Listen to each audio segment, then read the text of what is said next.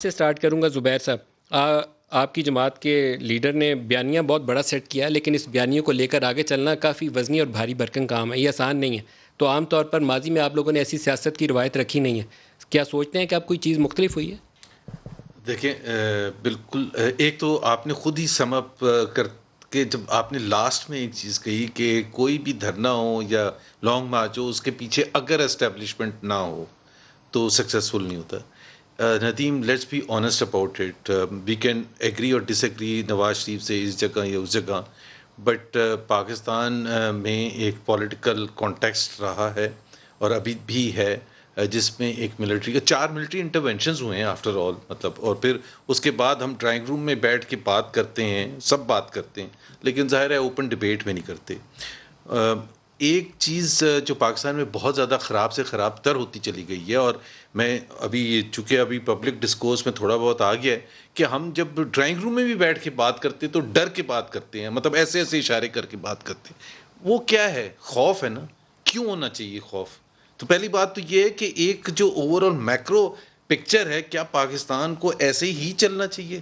جب لوگ، اور یہ آپ مجھے ڈینائی کر دیں اگر میں غلط کہہ رہا ہوں، کہ جب اس ہم کے بات، بدلنے کے لیے آپ لوگوں کا بدلنا ضروری ہے. جی ٹھیک ہے. اب آپ نے جہاں تک میاں نواز شریف کی بات کی، تو پلیز 26 سال ہو چکے ہیں. وہ جو آپ نے ضیاء الحق، بالکل وی اون کہ ضیاء الحق کے زمانے میں ضیاء الحق ہی لے کے آئے تھے، ان کا مارشاء اللہ تھا ضیاء الحق کا جب میاں نواز شریف سیاست میں آئے. جیسے ذوالفقار علی بھٹو، ایوب خان کے اس میں، وہ تو ایک فیکٹ آف ہسٹری ہے، اس کو آپ کیسے ڈینائی کر سکتے ہیں؟ اور 1990 کے بھی الیکشن میں آپ بہت سے پوزیشنز لے سکتے ہیں. لیکن جب آپ نے غلام اسحاق کے قصے کا ذکر کیا تھا، تو اس وقت کیا ہوا تھا؟ اس کے پیچھے سپریم کورٹ، غلام اسحاق نے ان کو فارغ کیا، سپریم کورٹ نے ان کو ریسٹور کیا، 12-1 پر ریسٹور کیا.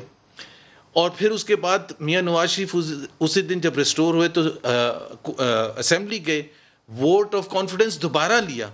اور اس کے باوجود اس وقت جنرل کاکڑ ہوتے تھے، انہوں نے بیلنسنگ ایکٹ کرتے ہوئے غلام اسحاق کو بھی فارغ. بھائی غلام اسحاق کا ہی سارا قصور تھا نا. اگر مورلی دیکھا جائے تو Ghulam Ishaq should have walked away, but Nawaz Sharif کو بھی فارغ کر دیا. 99 میں ماشاء اللہ نواز شریف کے خلاف لگا تھا. تو پلیز انڈرسٹینڈ. اور پھر یہ جو آپ نے ڈان لیگز کا ذکر کیا، ڈان لیگز میں دیکھیں نا، ایک تو ہوتا ہے میسج اور ایک ہوتا ہے messenger.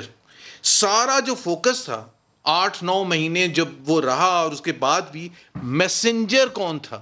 Message was far more important. The world was laughing at اس کہ بھائی یہ جو اتنا امپورٹنٹ ایشو ہے اب اس تو کو بات کوئی نہیں پرانی ہوگی. اب یہ تو بتا دیں خبر لیک کس نے کی تھی؟ دیکھیں پہلی بار آپ تو ایسے معصوم ہو کے بات کر رہے ہیں کہ خبر کیسے لیک ہوتی ہے.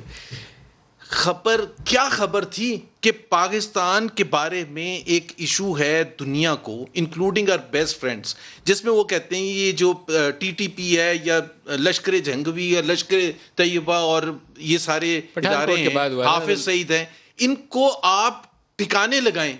آپ نے خود کہا کہ ان کو اب ہم ٹھکانے لگا رہے ہیں.